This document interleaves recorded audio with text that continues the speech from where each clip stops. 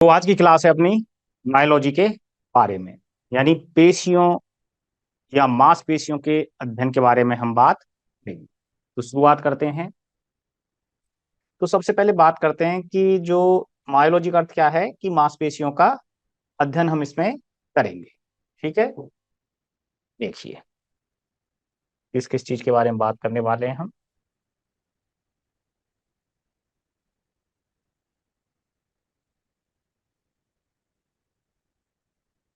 Myology. तो myology किसे कहते हैं?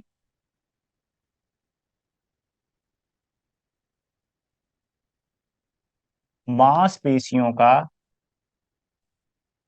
अध्ययन। ठीक है, मांसपेशियों का अध्ययन क्या कहलाता है? मायोलॉजी कहलाता है। ठीक है, तो अब इसमें हम किस किस चीज के बारे में बात करेंगे? इसमें हम बात करेंगे कि मांसपेशियां कितने प्रकार की होती हैं। ठीक है, तो यहां पर हम बात करें मांसपेशियों के प्रकार।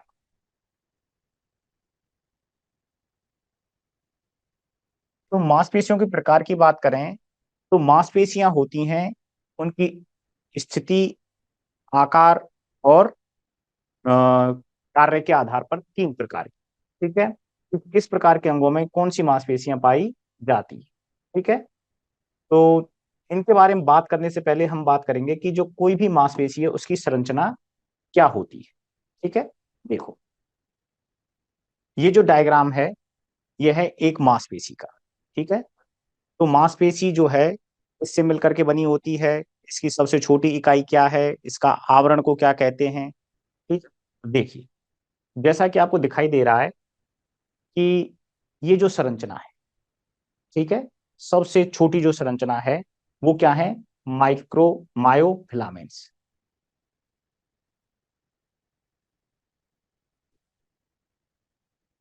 क्या है? मायोफिलामेंट्स।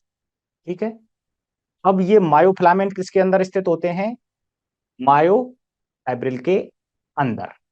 ठीक, अब इस प्रकार के जो मायोफाइब्रिल हैं, यानी जो पेशी तंतु हैं, ठीक है, वो मिलकर के क्या बनाते हैं? एक फेसिकुलाई का निर्माण करते हैं। ठीक है, ये जो पूरी संरचना बनी है ये क्या बनी? फेसिकुलाई। ठीक, और इस प्रकार के बहुत सारे फेसिकुलाई मिलकर के क्या बनाते हैं? एक पेशी का निर्माण करते हैं। तो देखो इस डायग्राम को इस तरह से समझें एक बार, यहां पर समझने से पहले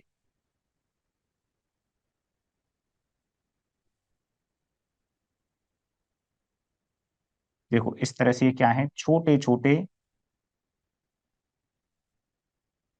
पेशी तंतु होते हैं। ठीक है, अब इन पेशी तंतुओं के चारों तरफ एक आवरण पाया जाता है। इन सभी पेशी तंतुओं के चारों तरफ क्या है? एक आवरण है।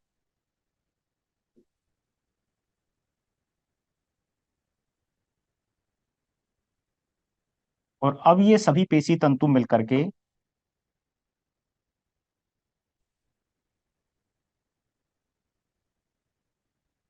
एक संरचना का निर्माण करते हैं। ठीक है, जिसे हम बोलते हैं फेसिकुलाई।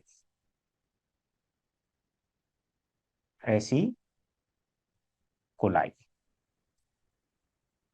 तो सबसे पहली चीज क्या हो गई? ये वाले जो हैं पेशी तंतु,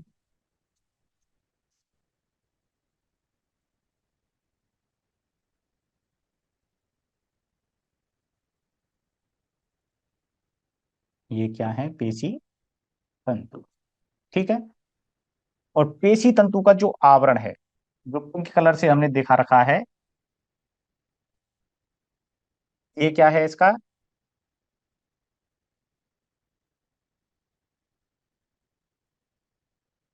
एंडोमाइसियम।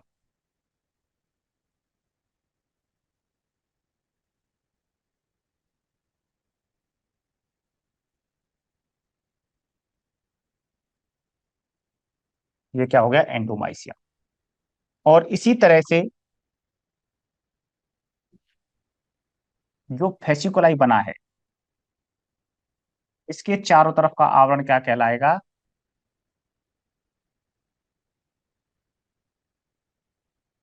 इसके चारों तरफ आवरण रहेगा इसी तरह से, ठीक है। और इसी तरह से बहुत सारी संरचनाएं उपस्थित होती हैं जो बहुत सारे फेसिकुलाई में रहते हैं,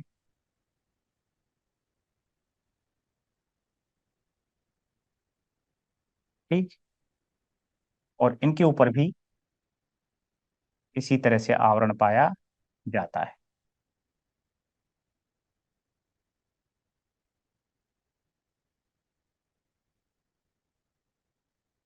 और इन आवरणों को हम बोलते हैं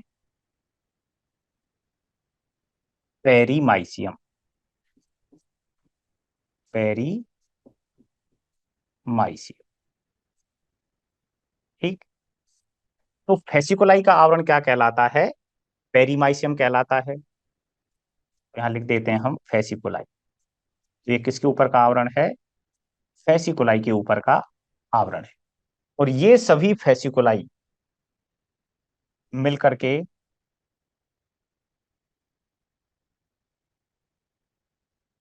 एक संरचना का निर्माण करते हैं, ठीक है, जिसे हम बोलते हैं पेशी। इस पूरी संरचना को क्या बोलते हैं हम? पेशी। और इसके ऊपर जो आवरण है, सबसे बाह्य जो आवरण है,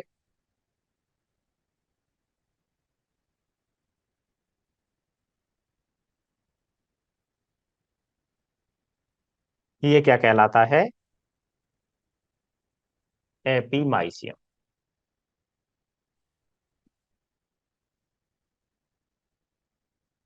ये क्या कहलाता है? एपीमाइसियम कहलाता है, ठीक है। तो इस तरह से इसी पेशी की संरचना में कौन कौन से भाग हो गए? सबसे पहले पेशी तंतु हो गया। पेशी तंतु का आवरण एंडोमाइसियम। बहुत सारे पेशी तंतु मिलकर के क्या बनाते हैं? फेसिकुलाई बनाते हैं। और फेसिकुलाई का जो आवरण है, वो क्या कहलाता है? पेरीमाइसियम कहलाता है। और बहुत सारे फेसिकुलाई मिलकर के क्या बनाते हैं? एक पेशी का निर्माण करते हैं, ठीक है। और पेशी का जो आवरण है, पेशी का बाह्यतम आवरण,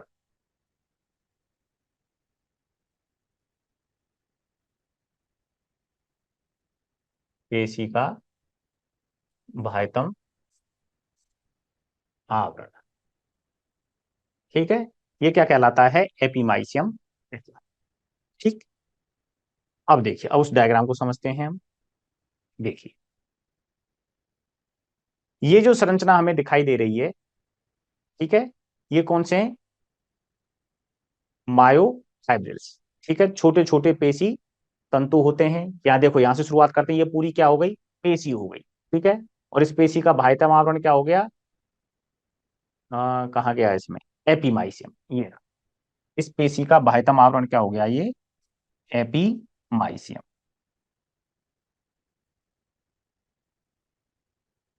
किसका आवरण है ये? पेशी का, ठीक है। पेशी का आवरण। अब यह पेशी किससे मिलकर के बनी हुई है? ये जो संरचना है, इनको हम क्या बोल रहे हैं? फेसिकुलाई, ठीक है। ये संरचनाएं क्या है? फेसिकुलाई हैं। ये संरचनाएं क्या हो गई? फेसिकुलाई।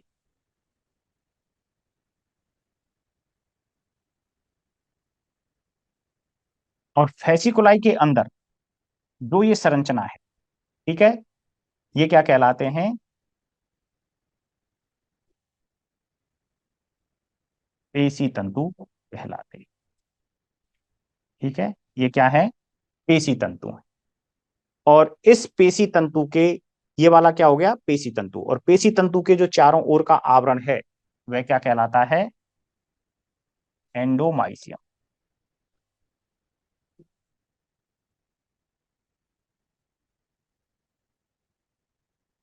और फेसिकुलाई के चारों तरफ आवरण पेरीमाइसियम।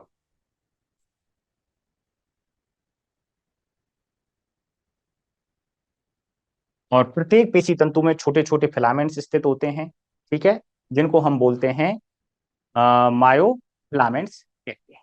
ठीक है, इसी तरह से ये डायग्राम है। ठीक, पेशी हो गई, पेशी ये जो खंडों, छोटे छोटे खंड होते हैं जिनको हम फेसिकुलाई बोलते हैं, और प्रत्येक फेसिकुलाई में बहुत सारे पेशी तंतु उपस्थित होते हैं। ये तो हो गई संरचना। ठीक, अब बात करते हैं कि जो पेशी हैं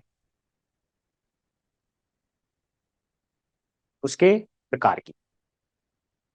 तो मुख्य रूप से पेशी जो होती हैं 3 प्रकार की होती है। ठीक, पहली है कंकाली पेशी, दूसरी स्मूथ मसल, और तीसरी हो गई कार्डियक मसल। ठीक है, तो 3 प्रकार की पेशी होती हैं, यानी जो हमारी अस्थियों से जुड़ी होती हैं, वे पेशियां या मांसपेशियां जो हमारे किससे जुड़ी हुई हैं, कंकाल तंत्र से जुड़ी होती हैं, उनको हम क्या बोल देते हैं, कंकाली पेशी बोल देते हैं।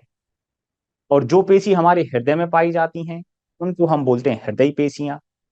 और जो पेशी हमारे आंतरांगों में पाई जाती हैं, जैसे अपने पाचन तंत्र हो गया, श्वसन तंत्र हो गया, ठीक है, किडनी हो गई, लीवर हो गए, तो इनमें जो पेशियां हैं वो पेशियां कौन सी कहलाती हैं, स्मूथ मसल कहलाती।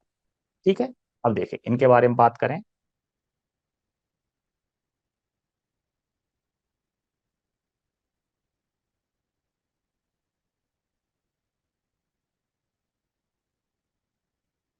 पेशियों के प्रकार।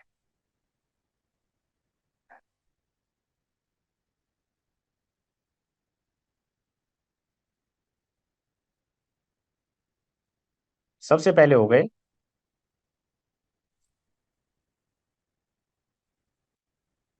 कंकाली पेशी, जिनको हम क्या बोलते हैं, स्केलेटल मसल्स भी कहते हैं।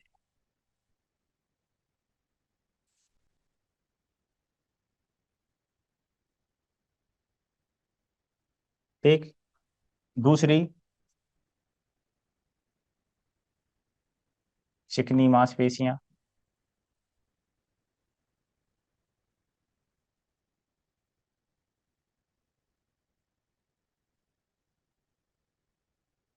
जिनको बोलते हैं हम स्मूथ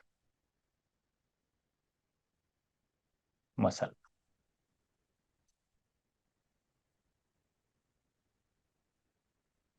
और तीसरी हो गई हृदय पेशियां,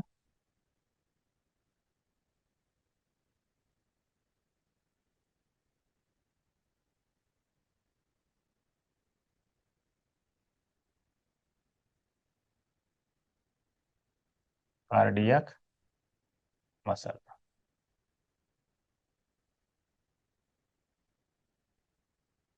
ठीक, अब बात करें ये कहाँ कहाँ पाई जाती है। स्थान की बात करें तो जैसा नाम से ही पता चल रहा है, ये कहाँ पाई जाती हैं, कंकाल तंत्र से जुड़ी हुई। ठीक है, चिकनी मांसपेशियां कहाँ पाई जाती हैं, आंतरांगों में। और हृदय मांसपेशियां कहाँ पाई जाती हैं, हृदय में। ठीक है, दूसरा है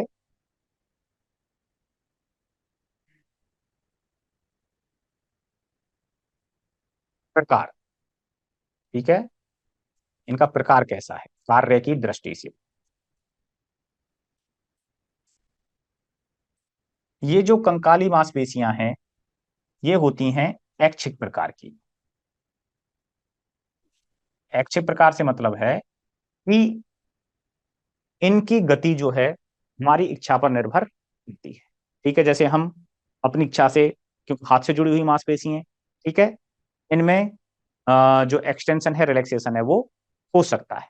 ठीक है, तो जो ये हमारी इच्छा से कार्य करती हैं, इन पर हमारी इच्छा शक्ति का नियंत्रण रहता है। ठीक है, तो कंकाल से जुड़ी हुई हैं तो हम अपनी इच्छा से हाथ पैर आंत्र जो हैं उनका क्या कर सकते हैं, गति कर सकते हैं। चिकनी मांसपेशियां कहाँ पाई जाती हैं, आंतरांगों। तो इन पर हमारा किसी प्रकार का नियंत्रण नहीं रहता है। तो ये किस प्रकार की हो गई, फिर अनैच्छिक प्रकार की होती है।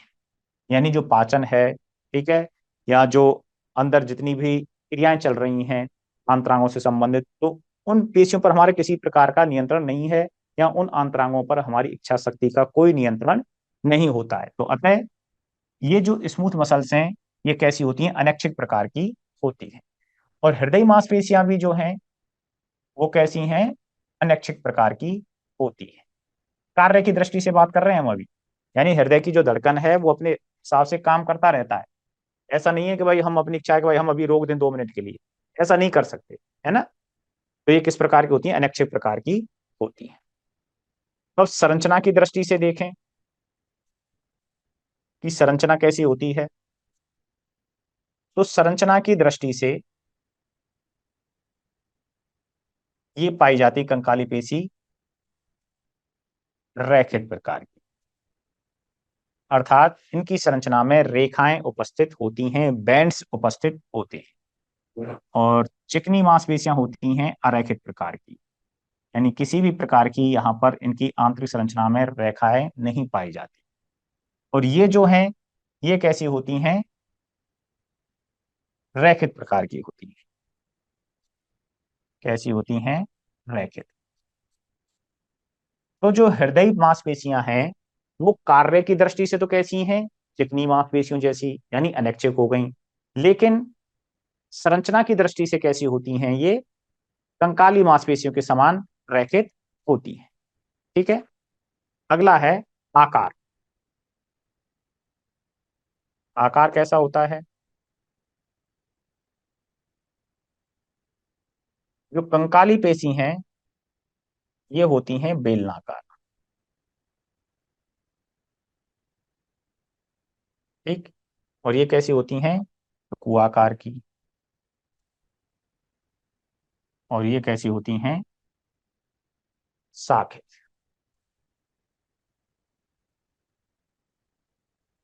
ठीक है। तो ये बात हो गई किसके बारे में, आकार के बारे में। अब इनमें उपस्थित केंद्रक की संख्या के आधार पर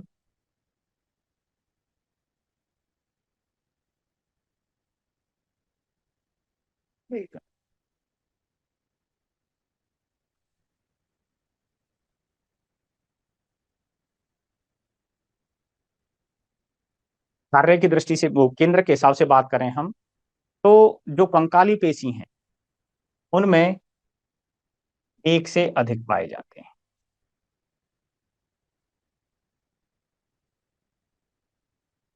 ठीक है। और जो चिकनी मांसपेशियां हैं उनमें जो केंद्रक की संख्या होती है वो कितनी होती है, एक। और इसी तरह से जो हृदय मांसपेशी हैं, उनमें भी केंद्रक की संख्या कितनी होती है, एक। ठीक। तो ये हो गई केंद्रक के अनुसार इनका कि किसमें कितने केंद्रक पाए जाते हैं। दूसरा, अब इनकी थोड़ा बात करें हम कि जो कंकाली पेशी हैं, ठीक है, ये थक जाती, जबकि स्मूथ मसल्स हैं वो लगातार कार्य करती रहती हैं। ठीक है। और इसी प्रकार से जो हृदय मांसपेशी हैं वो भी जीवन पर्यंत लगातार कार्य करती रहती। ठीक है। तो देखो, बेसिकली हम बात करें कंकाली पेशी को ही हम क्या बोल देते हैं, ऐच्छिक प्रकार की पेशी के नाम से भी जानते हैं, क्योंकि इन पर हमारी इच्छा का नियंत्रण रहता है। उसी प्रकार से कंकाली पेशियों को हम रैखिक पेशी के नाम से भी जानते हैं। ये तो हो गए कंकाली पेशी के अन्य नाम। चिकनी या स्मूथ मसल्स की बात करें तो इनको हम अनैच्छिक मांसपेशी के नाम से भी जानते हैं और अरैखिक मांसपेशी के नाम से भी जानते हैं। हृदय मांसपेशियों को, ठीक है, हम कार्डियक मसल बोल रहे हैं। ये जो है कार्य की दृष्टि से बात करें तो हृदय मांसपेशी कैसी हैं, अनैच्छिक प्रकार की। और संरचना के अनुसार बात करें तो कैसी होती हैं, रैखिक प्रकार की। देखो यहां पर देखें हम, स्केलेटल मसल कैसी हैं, बेलनाकार हैं। स्मूथ मसल कैसी हैं, तरकुआकार। तरकुआकार यानी बीच में से मोटी होती हैं और किनारे कैसे होते हैं इनके, पतले होते हैं।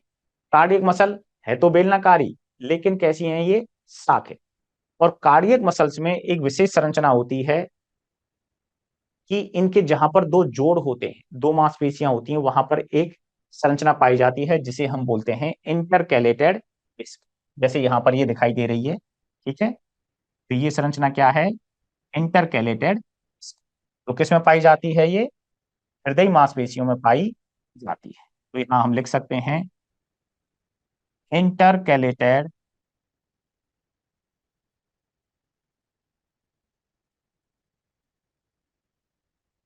डिस्क उपस्थित।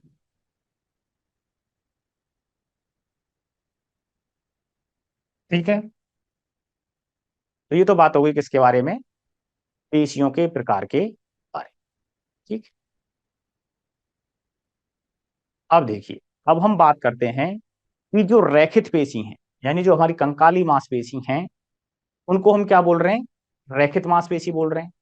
तो रैखित मांसपेशी क्यों बोल रहे हैं? क्योंकि इनकी संरचना में रेखाएं पाई जाती हैं। ठीक है, तो किस तरह से पाई जाती हैं इस बारे में बात करें।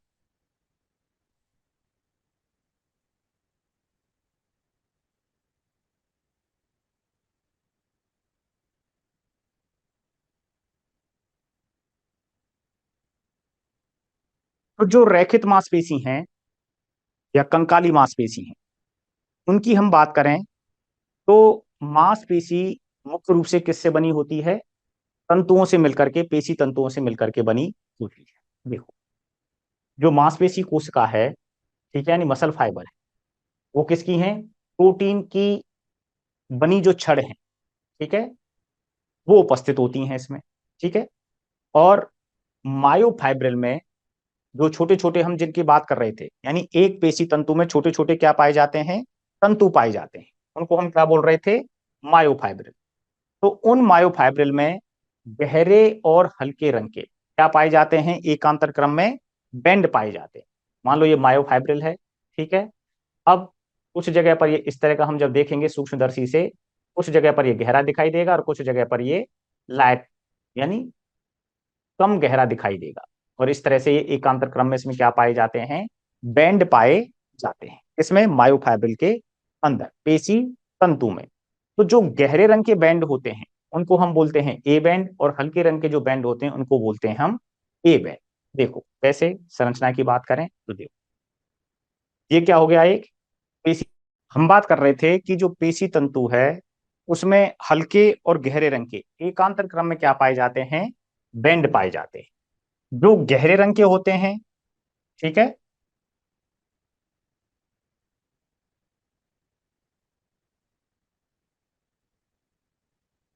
इस तरह से, जो गहरे रंग के बैंड होते हैं, ठीक है, वो किसके बने होते हैं? मायोसिन प्रोटीन के बने होते हैं। इसके बजाय हम यहां पर देखते हैं, ये जो तंतु हैं, ठीक है, ये कैसे हैं? गहरे तंतु हैं, गहरे रंग के हैं। इनको हम क्या बोलते हैं? मोटे तंतु। और मोटे तंतु कौन सी प्रोटीन के बने होते हैं? मायोसिन प्रोटीन के बने होते हैं। कौन सी प्रोटीन के हैं? मायोसिन के। और दूसरे जो हल्के रंग के होते हैं, ठीक है, यहां से लेकर के ये वाले, जिनको हम क्या बोलते हैं? पतले तंतु।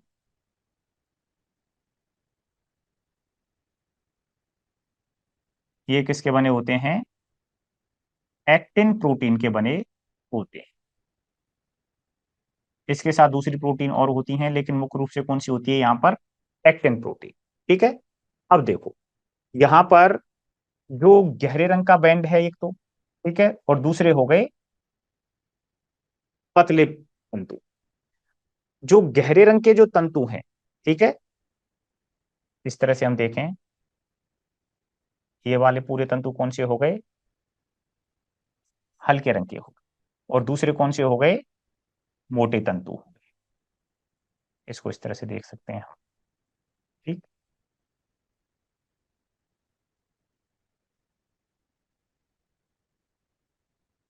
अब यहां पर दो तरह के हमें क्षेत्र दिखाई देते हैं। देखिए,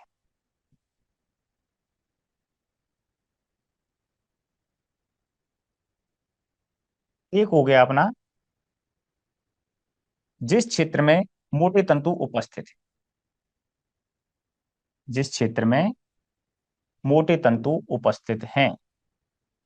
तो ये जो बीच का क्षेत्र है, ठीक है, यहां से लेकर के यहां तक का, तो इस पूरे क्षेत्र में क्या है, मोटे तंतु उपस्थित हैं। तो जो मोटे तंतु जिस क्षेत्र में उपस्थित हैं, उस पूरे क्षेत्र को हम क्या बोलते हैं, ए बैंड के नाम से जानते हैं। जब हम इसको इलेक्ट्रॉन सूक्ष्मदर्शी में देखेंगे, तो ये वाला जो क्षेत्र है, जिस क्षेत्र में मोटे तंतु उपस्थित होते हैं, वो कैसा दिखाई देता है, गहरे रंग का दिखाई देता है। तो ये क्या हो गया, गहरा बैंड, गहरा बैंड। और इस बैंड को या क्षेत्र को हम किस नाम से जानते हैं, ए बैंड के नाम से जानते हैं, या इसको ए बैंड कहते हैं। दूसरा, जिस क्षेत्र में जो हल्का बैंड है, जहां पर केवल एक्टिन एक्टिन तंतु उपस्थित होते हैं, वो क्या कहलाता है, ये क्षेत्र यानी इधर का आधा और इधर का आधा, ये पूरा क्षेत्र क्या कहलाएगा, यानी हल्का बैंड, हल्के रंग का।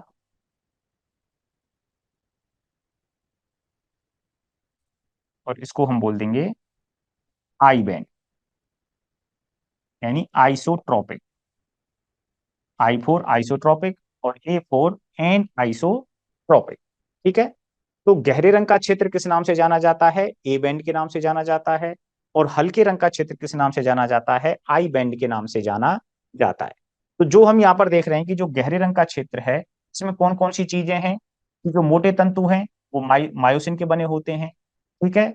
और यानी मोटे तंतु हो गए। और दूसरी चीज क्या है, एक्टिन तंतु। लेकिन ये कैसे हैं, आधे, क्योंकि आधे तो यहां पर हो गए और आधे इधर की तरफ हो गए। तो जो ए बैंड है, उसमें एक्टिन तंतु भी है। कौन कौन सी चीजें उपस्थित हैं, एक्टिन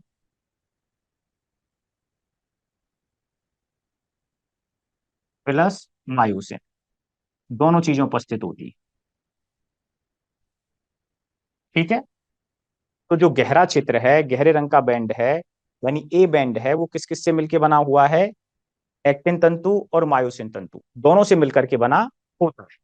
जबकि जो आई बैंड है, ये किससे बना है, केवल एक्टिन तंतुओं से मिलकर बना है,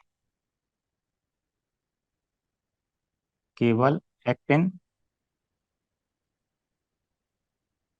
तंतुओं से बना।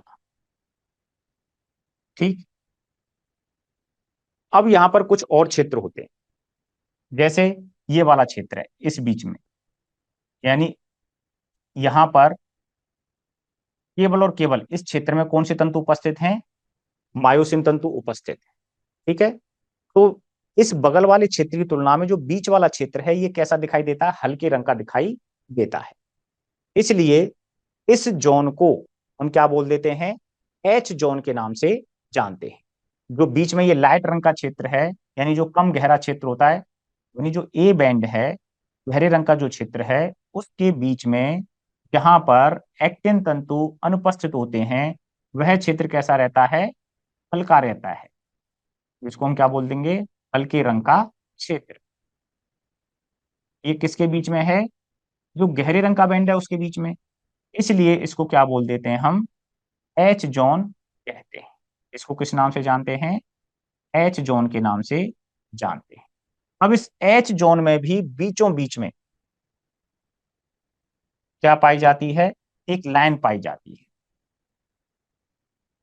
जिसे हम बोल देते हैं एम लाइन।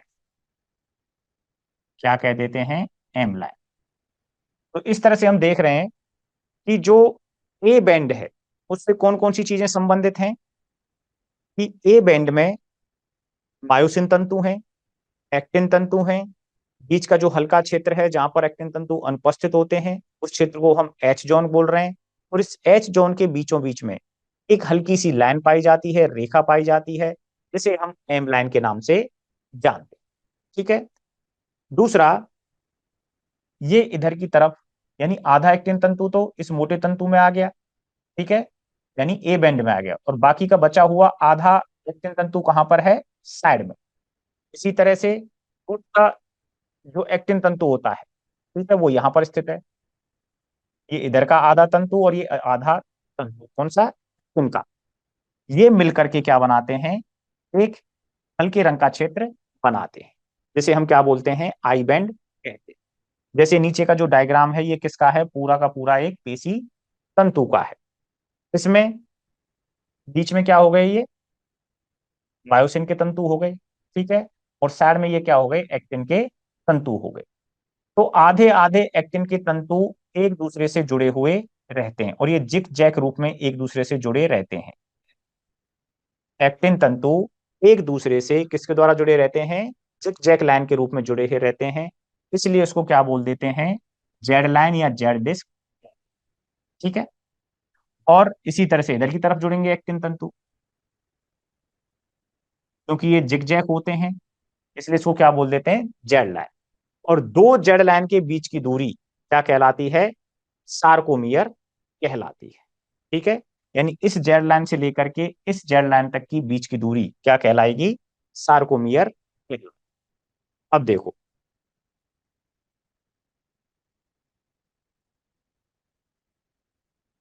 सबसे पहले बात करते हैं हम ए बैंड। ए बैंड कैसा है, गहरा बैंड है, गहरे रंग का क्षेत्र है। अब इसमें कौन कौन सी चीजें उपस्थित होती हैं, नंबर एक, मायोसिन तंतु प्लस एक्टिन तंतु,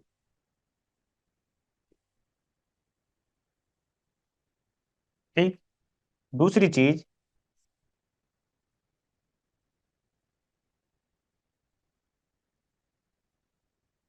इसमें उपस्थित हल्का या कम गहरा क्षेत्र क्या कहलाता है, एच जोन कहलाता है। फिर है एच जोन में उपस्थित रेखा क्या कहलाती है, एम लाइन कहलाती है, ठीक है। तो इस तरह से ये क्या हो गया, ए बैंड के बारे में हो गया। तो गहरे रंग के क्षेत्र होते हैं, मायोसिन और एक्टिन तंतुओं से मिलकर बने होते हैं, और इसमें जो कम गहरा क्षेत्र होता है वो क्या कहलाता है, एच जोन कहलाता है। तो ये तीन चीजें कहां पर हैं, देखो, यहां से लेकर के यहां तक के पूरा क्या है, ये मायोसिन तंतु है, ठीक है। इसके अल्टरनेट यहाँ पर क्या है, ऊपर की तरफ आधा एक्टिन तंतु आ रहा है, आधा एक्टिन तंतु यहाँ पर आ रहा है, ठीक है। तो जब इसको सूक्ष्मदर्शी में देखते हैं तो ये जो क्षेत्र है ये कैसा दिखाई देता है, गहरे रंग का क्षेत्र दिखाई देता है। और इस गहरे रंग के क्षेत्र को ही हम क्या बोल रहे हैं, ए बैंड बोल रहे हैं। तो इस ए बैंड में क्या क्या चीज आ गई, गहरे रंग के तंतु आ गए, और हल्के रंग के, सॉरी, मायोसिन तंतु आ गए, और एक्टिन तंतु आ गए, दोनों प्रकार के तंतु आ गए, ठीक। इनके बीच, इसके बीच में एक हल्का क्षेत्र पाया जाता है, यानी जो गहरे रंग का बैंड है उसके बीच में क्या पाया जा रहा है, एक हल्के रंग का क्षेत्र है, जिसे हम किस नाम से जानते हैं, एच जोन के नाम से जानते हैं। और इसके बीचों बीच में क्या पाई जाती है, एक लाइन पाई जाती है, जिसे हम बोल रहे हैं एम लाइन, ठीक है। अब देखिए, दूसरा है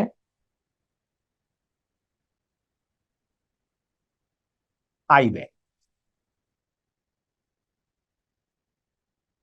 आई बैंड क्या है, हल्के रंग का क्षेत्र। अब ये किसका बना है, केवल एक्टिन तंतुओं से, एक्टिन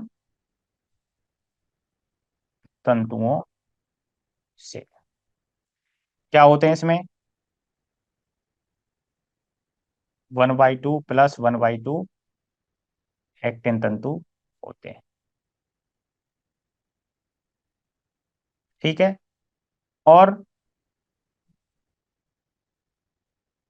दो एक्टिन तंतु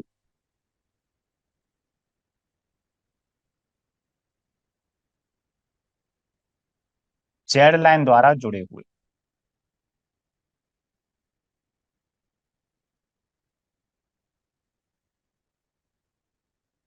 ठीक, ये बात होगी। और दो जेल लाइन के बीच की दूरी क्या कहलाती है? सार्कोमियर। सार्कोमियर क्या है? दो जेड लाइन के बीच की दूरी।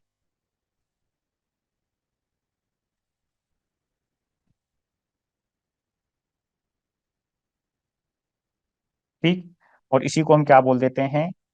पेशी की संरचनात्मक व क्रियात्मक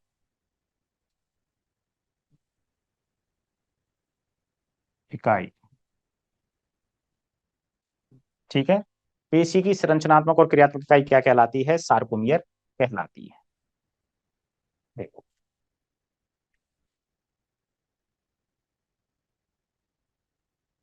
यहां पर एक जेड लाइन ये हो गई, ठीक है, और दूसरी जेड लाइन,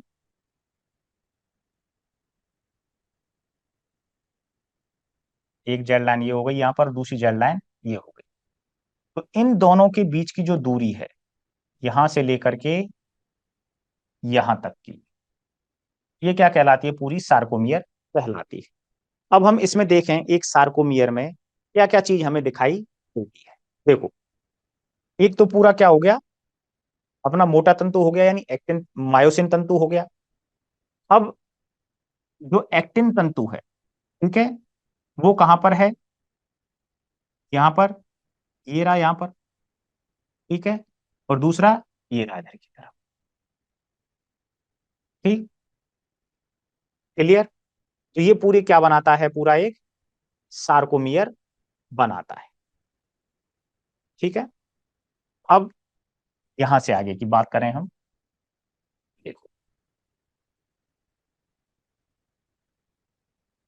तो पेशी से संबंधित किसी भी पेशी के लिए जो कोशिकांग होते हैं, ठीक है, उसमें कौन कौन सी चीजें मतलब यूज करते हैं? जैसे कोशिका द्रव के लिए हम जो यूज करते हैं सब, देखो, साधारण कोशिका,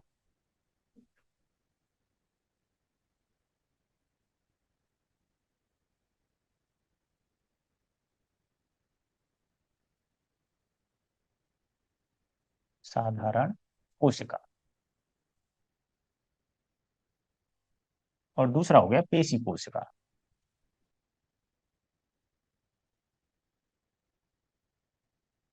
जिस तरह से साधारण कोशिका में हम कोशिका द्रव शब्द यूज करते हैं, क्या कहते हैं? कोशिका द्रव। तो उसी तरह से पेशी कोशिका में हम सात शब्द यूज करते हैं, सार्कोप्लाज्म। यानी इसके कोशिका द्रव को क्या बोल देते हैं हम? साइटोप्लाज्म कहते हैं, साइटोप्लाज्म। और पेशी कोशिका के कोशिका द्रव को हम क्या कहते हैं? सार्कोप्लाज्म कहते हैं। ठीक है, जिस तरह से साधारण कोशिका में हम क्या बोलते हैं? कोशिका झिल्ली, कोशिका झिल्ली, यानी जो कोशिका है उसका जो आवरण है वो क्या कहलाता है? कोशिका झिल्ली। ठीक है, सेल मेम्ब्रेन कहते हैं। और यहां पर क्या बोलेंगे हम? पेशी कोशिका के आवरण को सार्कोलेमा। कौन सा शब्द यूज करते हैं हम? सार्कोलेमा। दूसरा, साधारण कोशिका में अंतः प्रद्रव्य जालिका, अंतः प्रद्रव्य जालिका एक कोशिकांग होता है, ठीक है, जिसको हम एंडोप्लाज्मिक रेटिकुलम कहते हैं। इसी को क्या बोलते हैं इंग्लिश में हम? एंडोप्लाज्मिक रेटिकुलम, यानी ER से इसको प्रदर्शित किया जाता है। वहीं यदि हम पेशी कोशिका में बात करें तो इसको क्या बोलते हैं हम? सार्कोप्लाज्मिक रेटिकुलम, सार्कोप्लाज्मिक रेटिकुलम, क्या कहेंगे इसको? Sarcoplasmic reticulum. जिस तरह से साधारण कोशिका में एक कोशिकांग होता है माइटोकॉन्ड्रिया,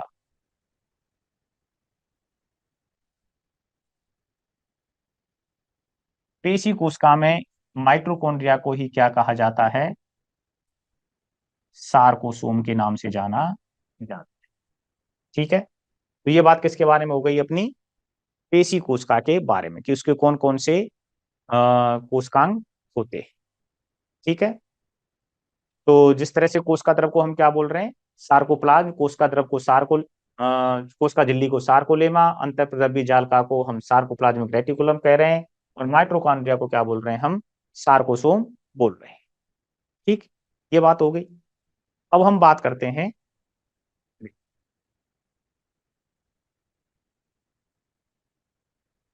पेशी तंतु, जिनके बारे में हम बात कर रहे थे, कि किसी भी मांसपेशी में जो पेशी कोशिका है उसमें एकांतर क्रम में हल्के रंग के और गहरे रंग के बैंड उपस्थित थे। हरे रंग के बैंड को हम बोल रहे थे ए बैंड, और हल्के रंग के बैंड को बोल रहे थे हम आई बैंड। जो पेशी तंतु के प्रकार की हम बात करें, तो जो मोटा तंतु था वो किसका बना हुआ था? मायोसिन प्रोटीन का बना हुआ था। और जो पतला तंतु है वो मुख्य रूप से किसका बना होता है? एक्टिन का।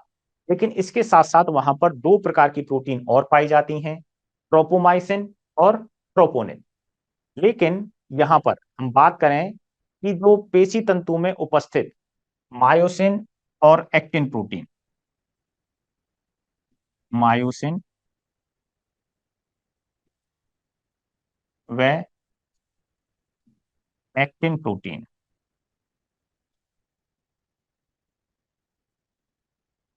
कैसी होती हैं? ये संकुचनशील प्रोटीन होती हैं।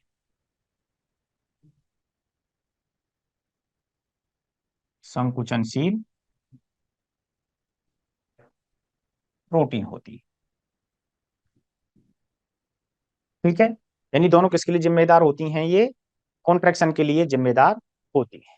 ठीक, जबकि ट्रोपोमाइसिन और ट्रोपोमाइसिन व ट्रोपोनिन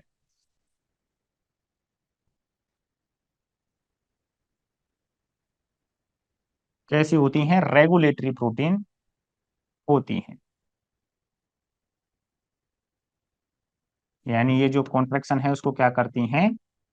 रेगुलेट करती हैं, नियंत्रित करती हैं। जबकि ये जो पेशी में संकुचन होता है वो किसकी वजह से होता है? एक्टिन और मायोसिन की वजह से होता है। ठीक, अब जो ट्रोपोनिन है, इस ये मुख्य रूप से तीन प्रकार की होती है: ट्रोपोनिन टी, ट्रोपोनिन आई और ट्रोपोनिन सी। ठीक है, तो ट्रोपोनिन कितने प्रकार की हो गई? तीन प्रकार की हो गई। तो ट्रोपोनिन टी की बात करें, तो जो ट्रोपोनिन टी है यह है ट्रोपोमाइसिन से, यानी ट्रोपोनिन को किससे जोड़ती है? ट्रोपोमाइसिन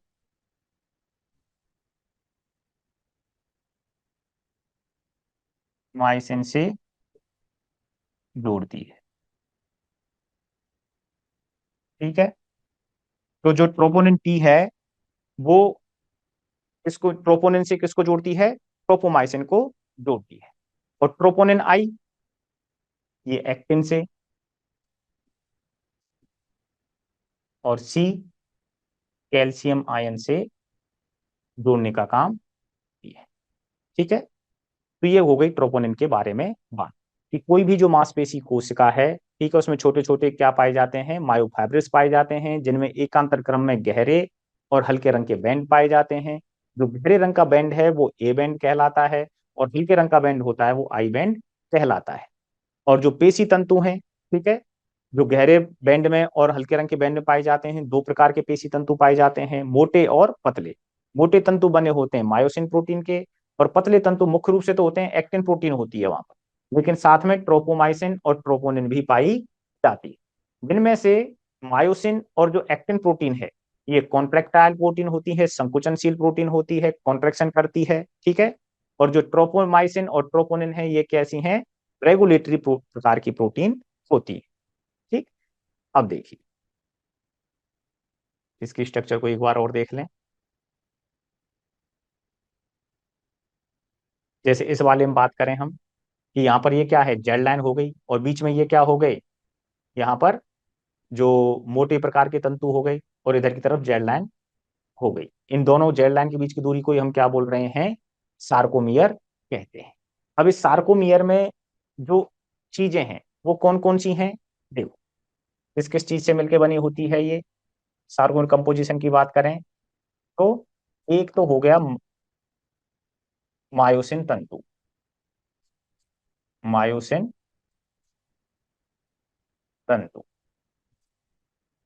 प्लस दो क्या हो गए, आधे एक्टिन तंतु। ठीक है, आधे आधे एक्टिन के तंतु कितने होते हैं, दो, और एक क्या होता है, पूरा मायोसिन तंतु होता है, मोटा तंतु होता है, और दो पतले तंतु होते हैं। ठीक है, तो इस तरह से ये संरचना होती है, जिनके बारे में हम पहले ही बात कर चुके हैं। ठीक है, ए बैंड की जो गहरे रंग का क्षेत्र है, ए का मतलब क्या होता है यहाँ पर, आइसोट्रोपिक,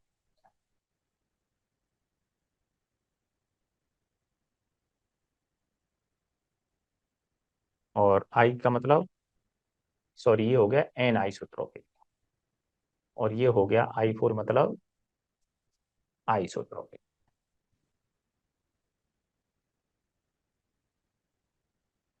यानी जो इलेक्ट्रॉन माइक्रोस्कोपिक में देखा जाता है तो जो मांसपेशी है उसमें हमें गहरे रंग के और हल्के रंग के बैंड वहां पर दिखाई देते हैं। अब देखिए पेशी संकुचन की हम बात करें तो पेशी संकुचन में होता क्या है, तो पेशी तंतुओं को एक आवेग मिलता है, आवेग बोलते हैं उद्दीपन। ठीक है, कोई भी चीज टच होगी तो क्या होगा, वो एक प्रकार का उद्दीपन है, हमें महसूस होगा कोई हमें क्या कर रहा है, कर रहा है। तो उससे क्या होता है, मांसपेशी में एक प्रक्रिया शुरू होती है जिसे हम क्या बोल रहे हैं कि वहां पर आवेग मिल रहा है। ठीक है, उसके खिलाफ उस आवेग के उद्दीपन के प्रति क्या होती है, प्रतिक्रिया होती है। ठीक है, जैसे ही कोई आवेग मिलता है तो एक शब्द आता है न्यूरोमस्कुलर जंक्शन। ये क्या होता है, न्यूरोमस्कुलर जंक्शन बोलते हैं कि न्यूरॉन व मांसपेशी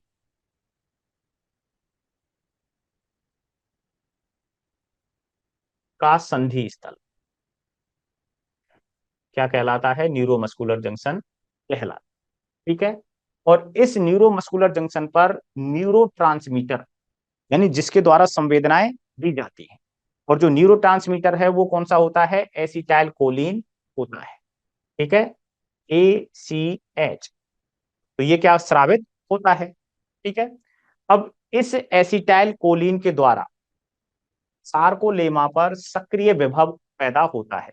एसिटाइल कोलिन क्या करेगा, जो उसकी सार्कोलेमा यानी जो मांसपेशी कोशिका है उसकी जो कोशिका झिल्ली है उस पर सक्रिय विभव पैदा होता है, और उस सक्रिय विभव के द्वारा सार्कोप्लाज्मिक रेटिकुलम यानी एंडोप्लाज्मिक रेटिकुलम हो गए, उसमें कैल्शियम क्या होते हैं, विमुक्त होते हैं। ठीक है, वहां से रिलीज होते हैं, और यह कैल्शियम, ठीक है, ट्रोपोनिन सी से जुड़ते हैं। हम जो बात कर रहे थे कि जो ट्रोपोनिन थी उसके तीन प्रकार थे। ठीक है, I, T और C, तो जो ट्रोपोनिन सी है उससे जुड़ते हैं, और ट्रोपोनिन आई की एक्टिन के प्रति घनिष्ठता को क्या कर देते हैं, कम कर देते हैं, और जिससे क्या होगा, ट्रोपोनिन टी और ट्रोपोमाइसिन, ठीक है, और साथ में मायोसिन को सक्रिय करके पेशी संकुचन को शुरू करवाते हैं। तो मेन चीज यहां पर जो याद रखने वाली बात है वो तीन शब्द हैं अपने, देखो कौन कौन से,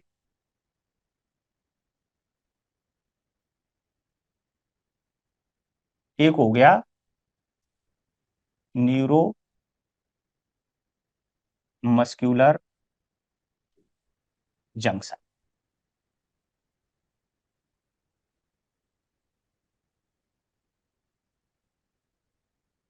तो न्यूरो मस्कुलर जंक्शन क्या है, तंत्रिका कोशिका, और तंत्रिका कोशिका को ही हम क्या बोलते हैं, न्यूरॉन।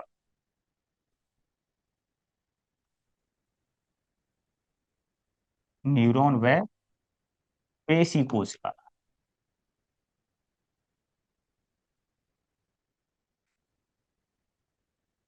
के मध्य संबंध क्या कहलाता है, न्यूरोमस्कुलर जंक्शन कहलाता है। वही है न्यूरो ट्रांसमीटर, दूसरा शब्द आता है न्यूरो ट्रांसमीटर। जिस तरह से किसी ना किसी प्रकार के संदेश को पहुंचाने के लिए, ठीक है, कुछ रसायन रिलीज किए जाते हैं शरीर के अंदर, उसी तरह से जो न्यूरॉन्स के उद्दीपन है, ठीक है, उद्दीपन है या आवेग की बात करें हम, आवेग को कहां पर, पेशी में, पेशी में पहुंचाने के लिए स्रावित रासायनिक पदार्थ,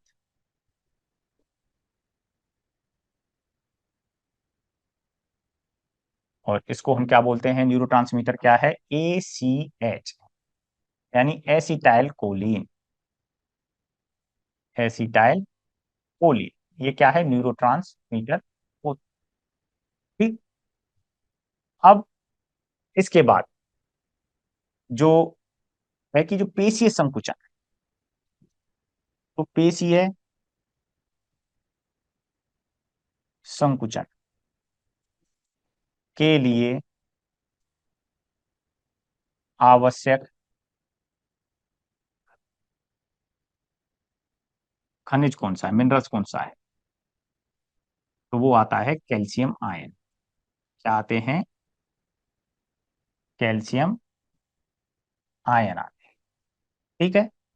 और एक आता है यहां पर कि जो पेशी संकुचन है, ठीक है, पेशी संकुचन के लिए एक जो थ्योरी दी थी जिसे हम बोलते हैं स्लाइडिंग फिलामेंट थ्योरी, ठीक है, पेशीय संकुचन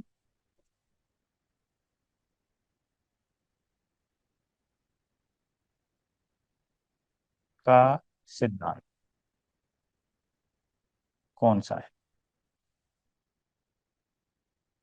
ठीक है, पेशीय संकुचन का जो सिद्धांत है वो कौन सा है, स्लाइडिंग फिलामेंट थ्योरी,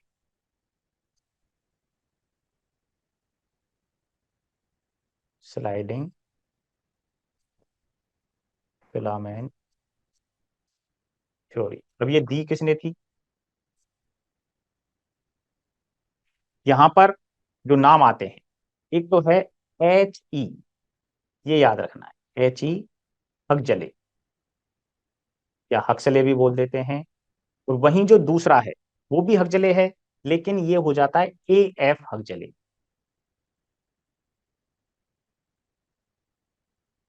ठीक है। तो इन दोनों ने क्या दी थी, पेशी संकुचन का सिद्धांत दिया था जिसे बोलते हैं हम स्लाइडिंग फिलामेंट थ्योरी। यानी इसके द्वारा ही हम सिद्ध करते हैं कि पेशियों का संकुचन किस तरह से होता है, सक्रिय विभव कैसे पैदा होता है, न्यूरोट्रांसमीटर कैसे रिलीज होता है, किस प्रकार से जो कैल्शियम आयन है वो ट्रोपोनिन सी से जुड़ते हैं। ठीक है। वो एक लंबी थ्योरी है, लेकिन हम शॉर्ट रूप में हम ये समझ पा रहे हैं। ठीक है। तो ये होती है आपके पेशी से संबंधित की जो न्यूरोमस्कुलर जंक्शन क्या है, न्यूरोट्रांसमीटर क्या है, पेशी संकुचन के लिए कौन सा खनिज जिम्मेदार होता है, कौन कौन सी संकुचनशील प्रोटीन होती हैं। ठीक है। और पेशी संकुचन का सिद्धांत कौन सा है, स्लाइडिंग फिलामेंट थ्योरी। और पेशी संकुचन का सिद्धांत किसने दिया था, HE हकजले और AF हकजले ने दिया था। ठीक है। अब देखिए, पेशी से संबंधित कुछ टर्मिनोलॉजी है। ठीक है। पहला है एकल पेशी संकुचन। एकल पेशी संकुचन क्या है, कि जो मांसपेशी है उसमें जो, यानी क्या हो गया, यानी एकल पेशी तंतु हो गया, तो पेशी तंतु क्या होता है, संकुचित होता है और रिलैक्स होता है। ठीक है। उसको क्या बोल रहे हैं हम, एकल पेशी संकुचन कह रहे हैं। अब एकल पेशी संकुचन से संबंधित कुछ टर्मिनोलॉजी होती है, जैसे सबसे पहले है गुप्त काल। गुप्त काल किसे कहते हैं, गुप्त काल को समझने से पहले हम बात करते हैं उद्दीपन। ठीक है। उद्दीपन क्या है, कि जैसे जो हमारी स्किन है, हमने पिन चुभाई, ठीक है, यहाँ पर हमारे हाथ को हम कहाँ ले गए, किसी ठंडी चीज के पास ले गए या गर्म चीज के पास लेके गए, तो क्या होगा, वो एक प्रकार का उद्दीपन है। तो वो क्या होगा, एक तरह की उद्दीपन मिला शरीर के लिए, भाई कोई ठंडी चीज टच हुई है या नुकीली चीज टच हुई है, क्या हो गया, वो उद्दीपन। अब उसका सेंसेशन कहाँ पहुंचता है, हमारे ब्रेन के पास पहुंचता है, और ब्रेन से वहां पर उसके प्रति क्या दिखाई जाती है, प्रतिक्रिया दिखाई जाती है, और उस प्रतिक्रिया के फलस्वरूप हमारा हाथ, यदि वहां पर पिन चुभ रही है तो हमारा हाथ ऑटोमेटिक वहां से जाता है। ठीक है। तो क्या है गुप्तकाल किसे कहते हैं? देखो, उद्दीपन, लक्ष्य कर लेते हैं,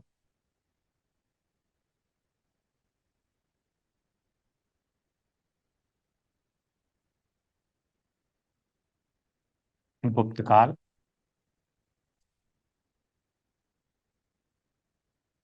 पेशी को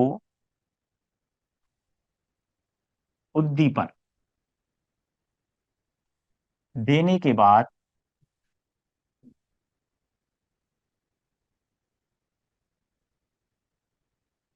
संकुचित होने में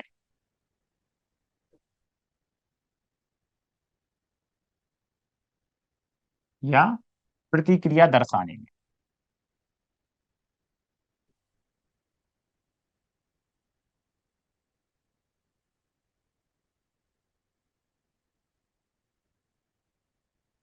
कुछ समय लगता है।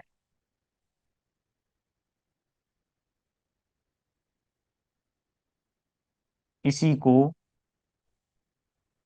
गुप्तकाल कहते हैं। ठीक है। कैसे?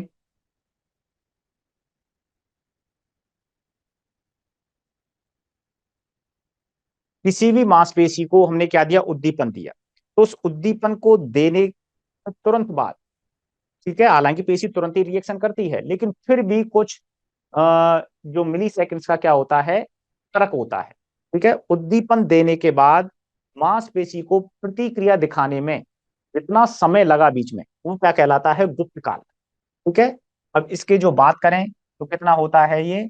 0.01 सेकेंड का होता है। ठीक है। यानी इतना समय क्या है, पेशी प्रतिक्रिया दिखाने में लेती है, और इसी को हम क्या कहते हैं? गुप्त काल कहते हैं। दूसरा है संकुचन काल।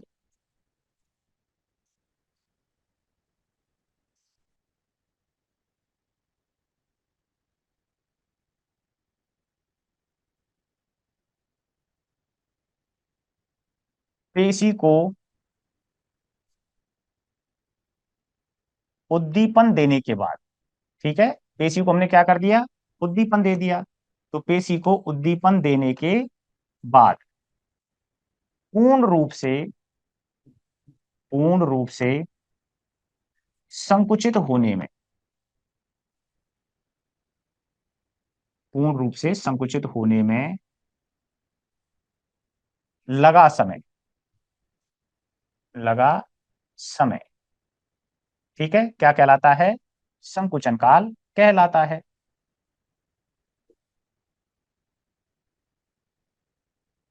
यानी पेशी को हमने उद्दीपन दिया, उद्दीपन शुरू होने तक जो लगा समय, उद्दीपन देने के बाद उद्दीपन शुरू होने में जो लगा समय, बीच में जितना समय खर्च हुआ उद्दीपन के बाद पेशी को प्रतिक्रिया दिखाने में, ठीक है, संकुचन स्टार्ट हो रहा है, तो वो तो समय हो गया गुप्त काल।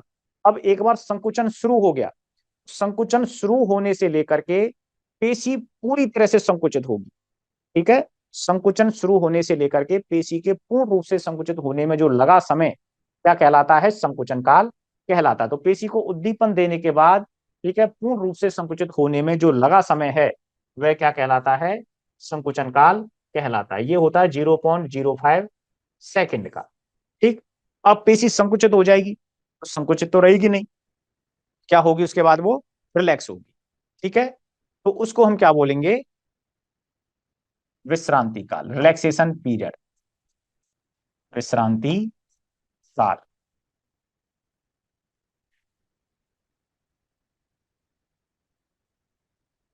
पेशी के पूर्ण रूप से संकुचित होने के बाद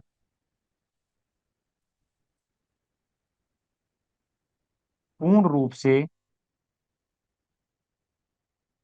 पेशी के संकुचित होने के बाद पूर्ण रूप से शिथिल होने में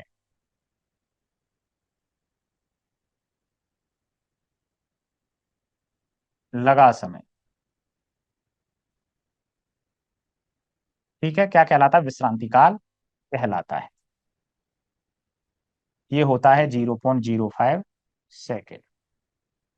ठीक है, इसके बाद तो अपने कौन कौन से हो गए? गुप्त काल हो गया, संकुचन काल हो गया, और विश्रांति काल हो गया। अब है रिफ्रैक्टरी पीरियड।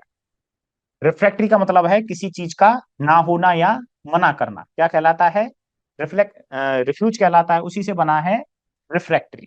ठीक है, तो देखो,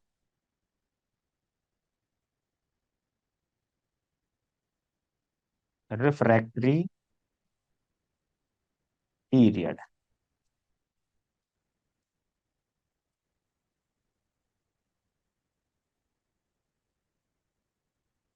ठीक है, रिफ्रैक्टिव पीरियड किसे कहते हैं?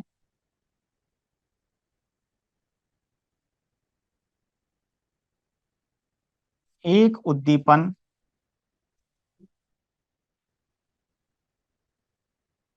देने के बाद,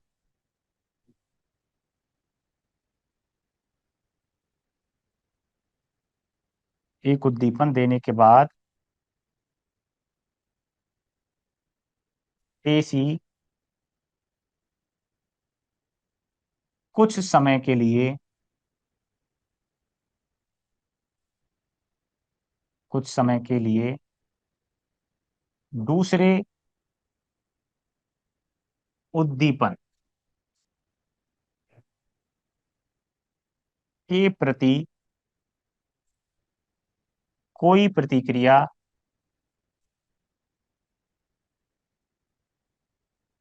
नहीं दर्शाती है। ठीक है, हमने पेशी को एक उद्दीपन दिया तो पेशी ने संकुचित होना शुरू किया, लेकिन एक उद्दीपन के बाद कुछ समय होता है, जब हम उस समय में तुरंत ही यदि उसको हम दूसरा उद्दीपन देते हैं, तो वह पेशी जो दूसरा उद्दीपन दिया गया उसके प्रति किसी भी प्रकार की प्रतिक्रिया नहीं दर्शाती है। तो यही जो समय है, जितने समय के लिए वो क्या है, मना कर रही है कि भाई दूसरे उद्दीपन के प्रति मैं किसी प्रकार का रेस्पॉन्स नहीं दिखाऊंगी, तो उस समय के बाद फिर हम यदि दूसरा उद्दीपन देंगे तो उसके प्रति भी वो प्रतिक्रिया दर्शाती है। तो एक उद्दीपन देने के तुरंत बाद कुछ समय के लिए पेशी किसी दूसरे उद्दीपन के प्रति कोई प्रतिक्रिया नहीं दर्शाती है, उसी को हम क्या बोलते हैं? रिफ्रैक्टरी पीरियड कहते हैं। ठीक है, इसके बाद एक आता है ऑल और नन लो। ऑल और नन लो। ठीक, ये क्या होता है? देखो, इसके लिए एक समझना होगा हमें कि जो उद्दीपन है उसका एक स्तर होता है। ठीक है, उद्दीपन का क्या होता है या आवेग का क्या होता है? एक स्तर। ठीक है, यदि कोई अंग या कोई मांसपेशी उस उद्दीपन के प्रति प्रतिक्रिया दिखाता है, ठीक है, या ये कहें कि किसी उद्दीपन का मिनिमम वह आवेग या वह स्तर जिसके प्रति कोई मांसपेशी कोई प्रतिक्रिया दिखाती है, तो वह आवेग क्या कहलाता है? देहली स्तर का आवेग कहलाता है। देहली स्तर, यहां पर एक शब्द आता है देहली स्तर, जिसको हम इंग्लिश में बोलते हैं थ्रेश होल्ड लेवल। क्या बोलते हैं उसको? Threshold level. ये क्या है? इसे कहेंगे आवेग या उद्दीपन का वह स्तर जिसके प्रति, जिसके प्रति मांसपेशी प्रतिक्रिया दर्शाती है। क्या कर रही है? मांसपेशी प्रतिक्रिया दर्शा रही है। तो उसको हम क्या बोलते हैं? देहली स्तर या थ्रेशोल्ड लेवल का उद्दीपन कहते हैं। तो अब इसी से संबंधित है ऑल और नन लो। ये क्या होता है? देहली स्तर का उद्दीपन देने पर, देखो इसको इस तरह से समझें, यदि हम पेशी को देहली स्तर का आवेग देते हैं, ठीक है, यानी मिनिमम वह स्तर जिस पर कोई मांसपेशी क्या दिखाती है? प्रतिक्रिया दिखाती है। तो यदि हम देहली स्तर का क्या दे रहे हैं? हम उसको उद्दीपन दे रहे हैं, तो मांसपेशी क्या दिखाएगी? प्रतिक्रिया दिखाएगी, और पेशी क्या होगी? संकुचित होगी। ठीक है। यदि जो स्तर है, ठीक है, वो दहली स्तर से कम है।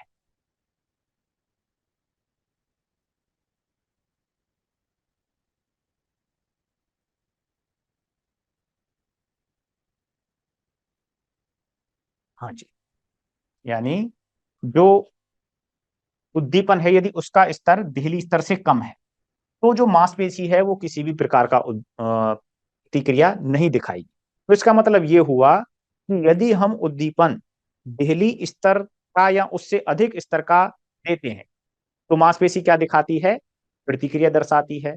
यदि हम उद्दीपन दहली स्तर से कम का देते हैं, तो मांसपेशी किसी भी प्रकार की प्रतिक्रिया नहीं दिखाती है, यानी संकुचित नहीं होती है। तो इसका अर्थ यह हुआ कि मांसपेशी या तो पूरी तरह से संकुचित होगी या बिल्कुल भी संकुचित नहीं होगी। ये डिपेंड करता है किसके ऊपर? उस उद्दीपन के ऊपर। यदि दहली स्तर का है तो मांसपेशी पूरी तरह से संकुचित हो जाएगी। यदि दहली स्तर से कम है तो मांसपेशी बिल्कुल संकुचित नहीं होगी। ऐसा नहीं है कि थोड़ा सा उद्दीपन दिया तो मांसपेशी भी थोड़ी सी संकुचित हुई, ऐसा नहीं होगा। ठीक है, मांसपेशी संकुचित होगी तो पूरी तरह से होगी, अन्यथा बिल्कुल नहीं होगी। और इसी को हम क्या बोलते हैं? ऑल और नन लॉ कहते हैं। तो हम बोल सकते हैं दहली स्तर का उद्दीपन देने पर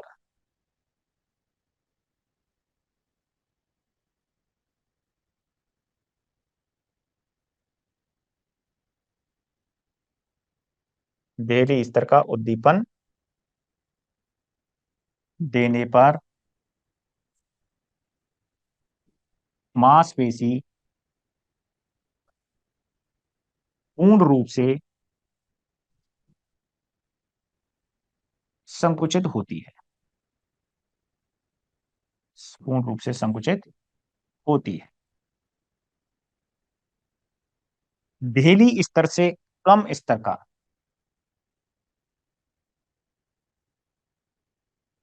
दहली स्तर से कम स्तर का उद्दीपन देने पर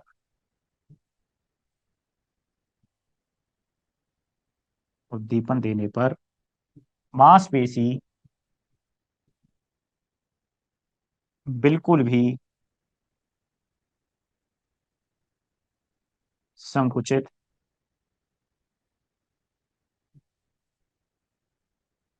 नहीं होती है।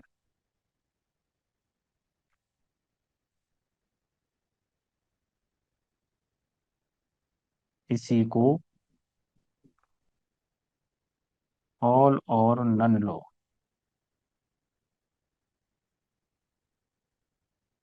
कहते हैं। ठीक है, ये तो बात हो गई किसके? ऑल और नन लॉ के बारे में। ठीक। अगला है ट्रैपिक। ट्रैपिक क्या है?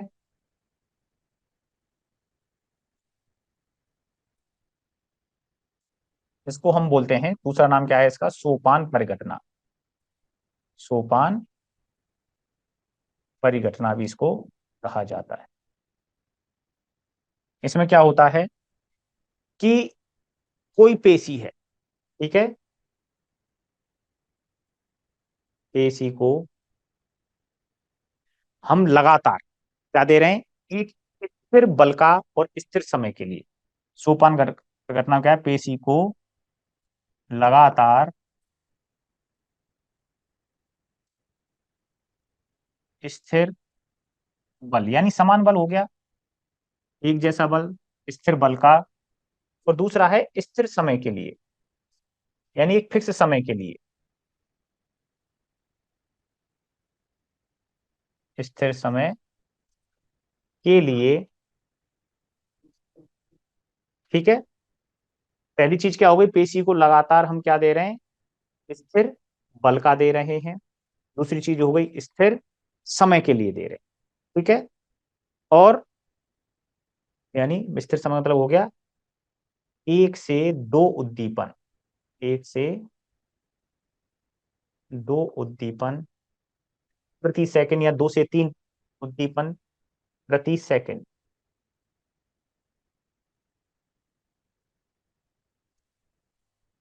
ठीक है, दे रहे देते हैं। तो प्रत्येक संकुचन पूर्व संकुचन में जुड़ जाता है।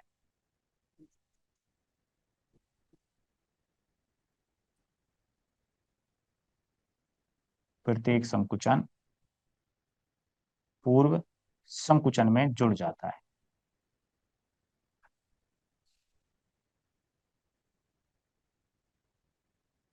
देखो कैसे जुड़ता है।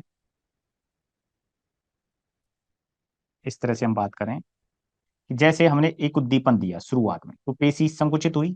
अब हमने प्रति सेकंड के हिसाब से समान बल का संकुचन दिया तो इतना तो संकुचित हो ही रही थी, लेकिन दूसरा उद्दीपन देने से ये जो है क्या नाम है संकुचन इस पहले वाले में जुड़ गया तो अधिक जो मात्रा में संकुचित होगी। तो इस तरह से पेशी क्या हो जाती है, इस तरह से लगातार अधिक मात्रा में संकुचित होती चली जाती है। तो इस तरह से क्या बन गया ये कि यहाँ पर सीढ़ियों जैसा प्रोसेस यानी जो एक रूपरेखा बन गई। तो इसीलिए हम इसको क्या बोल रहे हैं, सोपान पर घटना। सोपान का अर्थ क्या होता है, सीढ़ी। ठीक है। तो जब हम पेशी को लगातार एक स्थिर बल का और स्थिर समय के लिए, ठीक है, हम आवेग देते हैं तो प्रत्येक संकुचन पूर्व संकुचन में जुड़ता हुआ चला जाता है और उसी को हम क्या बोलते हैं, सोपान पर घटना या ट्रैपे के नाम से जानते हैं। क्या बोल देते हैं इसी को हम, ट्रैपे। ठीक है। अगला है टिटनस। टिटनस क्या है, टिटनस एक तो बीमारी होती है। अब ये टिटनस क्या है, इसमें जो मांसपेशी है, ठीक है, मांसपेशी क्या होती है, हम उद्दीपन देते हैं, पेशी संकुचित होती है और उसके बाद वापस शिथिल अवस्था में आती है।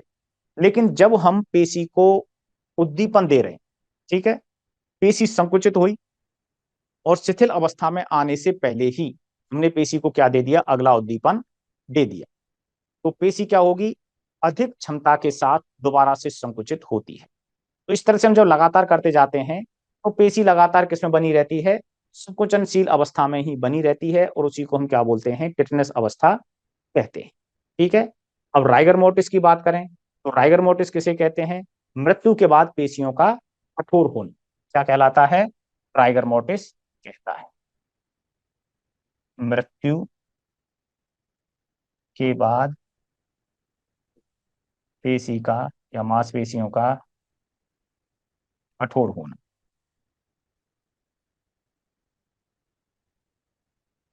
और मसल फटीग क्या है, मांसपेशी की थकावट। मांसपेशीय थकावट क्या कहलाती है, मसल फटीग कहलाती है। ठीक है। तो अब हम यहाँ पर एक फिटनेस की बात कर लेते हैं।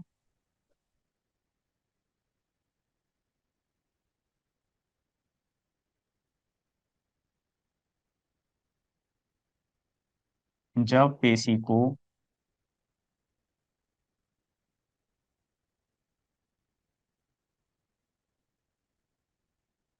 उद्दीपन देते तो क्या होता है, पेशी संकुचित होती है।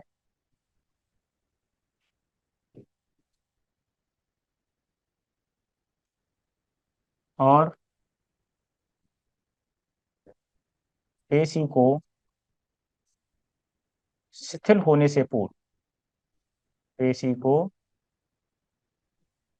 शिथिल होने से पहले अगला उद्दीपन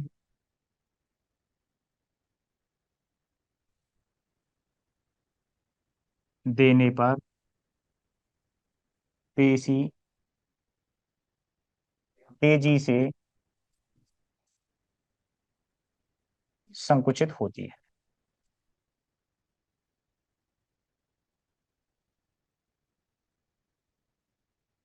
लगातार इसी प्रकार उद्दीपन देने पर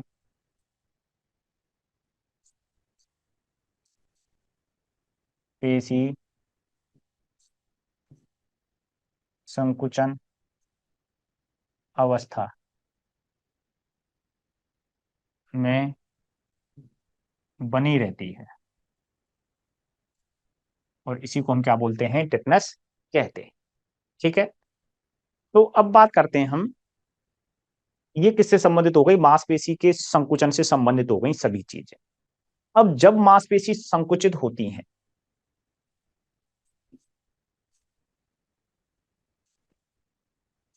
मांसपेशी के संकुचन की अवस्था,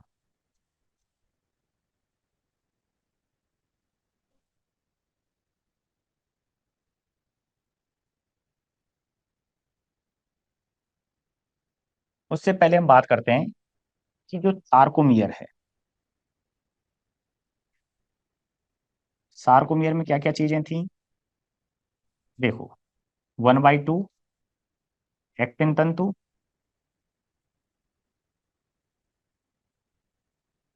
प्लस बीच में क्या हो गए, मायोसिन तंतु,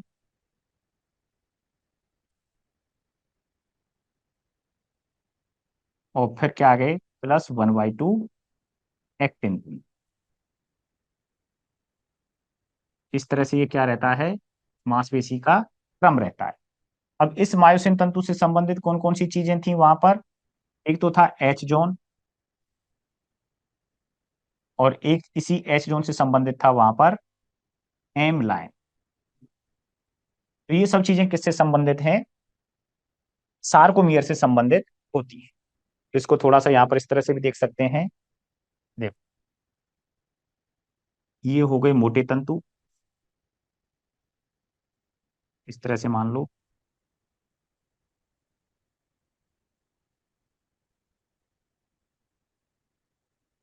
और ये हो गए पतले तंतु, यानी आधा इधर की तरफ रहता है और आधा इधर की तरफ।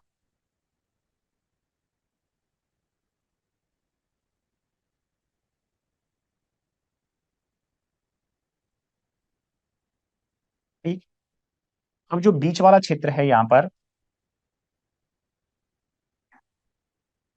यानी हमारे पास ये वाला क्षेत्र है, ये तो क्या हो गया अपना मोटा तंतु। ठीक है, मोटा यानी ए बैंड हो गया एक तरह से अपने पास, ये क्या है, ए बैंड। और एक हम जेड लाइन की बात कर रहे थे, तो जेड लाइन कहाँ पाई जाती है, जो एक्टिन तंतु है उसके बीचों बीच में, ये क्या है, जेड लाइन। ये दोनों ही क्या है, ये जेड लाइन हो गई यहाँ पर, और इधर की जेड लाइन ये हो गई। ठीक, इसमें ये दिखाई नहीं दे रहा है कलर ज्यादा सही, चलो। तो इन दोनों जेड लाइन के बीच की दूरी ही को ही हम क्या बोल रहे थे, सार्कोमियर कह रहे थे, सार्कोमियर कह रहे थे। अब देखो, अब इस सार्कोमियर पर क्या प्रभाव पड़ता है जब पेशी संकुचित होती है। यानी जो सार्कोमियर क्या है, ये आधा तंतु यहां से लेकर के यहां तक का, ये आधा तंतु क्या हो गया, एक्टिन तंतु हो गया, और यहां से लेकर के यहां तक का आधा तंतु क्या हो गया, ये एक्टिन तंतु हो गया। तो दो तो आधे आधे एक्टिन तंतु हो गए, और बीच का एक क्या हो गया इसमें, मायोसिन तंतु। अब होगा क्या जब पेशी संकुचित होगी, जब पेशी संकुचित होगी तो सार्कोमियर की जो लंबाई है वो कम होती है। तो पहला पॉइंट क्या आएगा, पेशी के संकुचित होने पर, संकुचित होने की अवस्था में, नंबर 1 पॉइंट, सार्कोमियर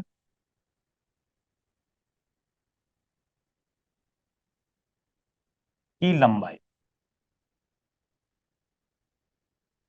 क्या हो रही है, कम होती है। ठीक है, और जब सार्कोमियर की लंबाई होगी तो बीच में यहां पर क्या बना है, ये एच जोन बना है। ठीक है, यानी हल्के रंग का क्षेत्र है। तो इस क्षेत्र की जो चौड़ाई है, ठीक है, वो कम हो जाएगी, या ये कहें कि एक तरह से ये गायब हो जाएगी। तो दूसरा पॉइंट क्या हो जाएगा, एच जोन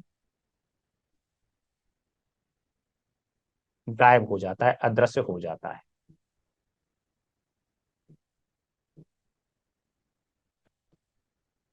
ठीक, तीसरी चीज, जो यहां पर ए बैंड है, ठीक है, ए बैंड कहां पर है, ये मोटा तंतु। तो मोटा तंतु की लंबाई में किसी प्रकार का चेंज नहीं आता है, ए बैंड नो चेंज। अब बचा कौन सा, आई बैंड। जो आई बैंड है, क्योंकि ये कहाँ आ जाएगा, इसके अंदर घुस जाएगा। तो यहाँ से जब ये एक्टिन तंतु अंदर की तरफ जाएगा तो इसकी कुछ जो लंबाई है वो कहाँ अंदर प्रवेश कर जाएगी, एच जोन में प्रवेश कर जाएगी। तो जो हमें क्षेत्र दिखेगा हल्के रंग का क्षेत्र, वो क्या हो जाएगा, छोटा हो जाएगा। तो फिर हम बोल सकते हैं कि जो आई बैंड है, आई बैंड की लंबाई कम हो जाती है। तो ये चेंजेस देखने को मिलते हैं हमको कब, जब मांसपेशी में संकुचन होता है। ठीक है। अब बात करते हैं कुछ मांसपेशियों से संबंधित।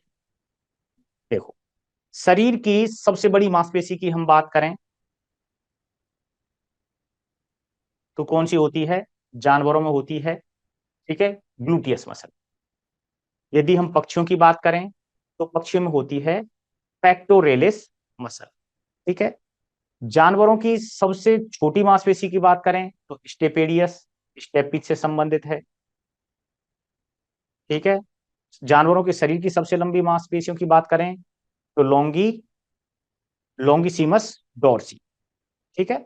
जानवरों के शरीर की सबसे मजबूत मांसपेशी की बात करें तो मैसेटर मसल।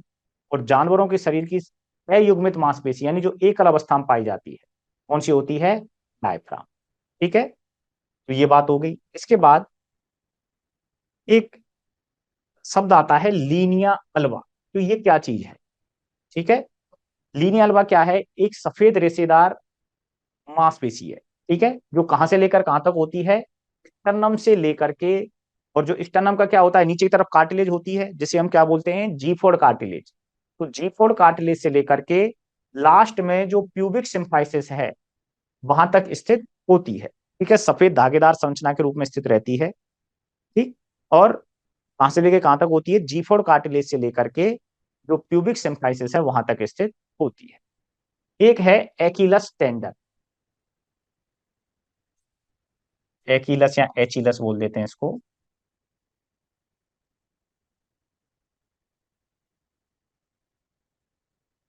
ये क्या है, हॉक जॉइंट में उपस्थित होता है और शरीर का सबसे मजबूत टेंडन होता है। ठीक है। तो टेंडन किसे बोल रहे हैं हम, जो बोन को बोन से जोड़ता है।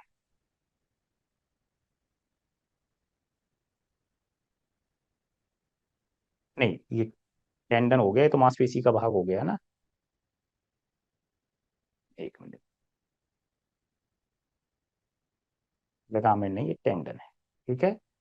तो जैसे जो मांसपेशी है, ठीक है, और मांसपेशी को जो टेपरिंग एंड है, ठीक है, वो क्या कहलाते हैं, इसके टेंडन कहलाते हैं। तो ये क्या करेगी, टेंडन क्या करेगा, जो मांसपेशी है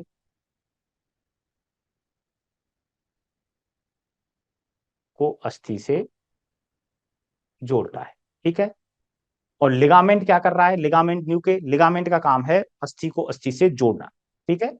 तो जो लिगामेंट क्या है, शरीर का लिगामेंटम न्यू के है, ये क्या है, शरीर का सबसे मजबूत लिगामेंट होता है, जो कहाँ है, सर्वाइकल क्षेत्र में पाया जाता है। गैस्ट्रोनीमस मांसपेशी के कारण ही घोड़ा खड़े खड़े आराम कर सकता है या खड़े खड़े सो लेता है। ठीक है। और इस अवस्था को हम क्या बोलते हैं, स्टे अपरेटस कहते हैं। क्योंकि जो घोड़ा है क्या है कि बैठता नहीं है, सोते समय कैसा रहता है, वो खड़ा का खड़ा ही रहता है। तो किस वजह से रहता है वो, गैस्ट्रोनीमस मांसपेशी के कारण। और जो ये अवस्था है खड़े खड़े रहने की, यानी एक एक पैर को वो क्रमबद्ध से क्या करता है, रेस्ट देता है। ठीक है। तो उसको हम क्या बोलते हैं, स्टे अपरेटस अवस्था कहते हैं। ठीक है। तो इस तरह से ये जो अपना मायोलॉजी वाला टॉपिक है यहाँ पर समाप्त होता है। ठीक है।